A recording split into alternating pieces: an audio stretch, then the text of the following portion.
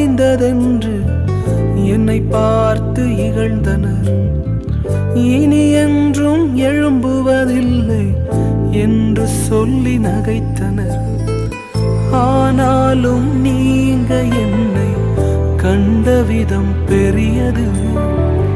என் உயர்வின் பெருமை எல்லாம் ஒருவருக்குரியதே.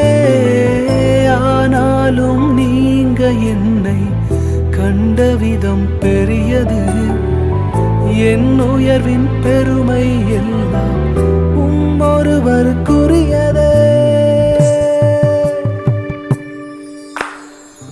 நீர் மட்டும் பெருகனும், நீர் மட்டும் பெருகனும்,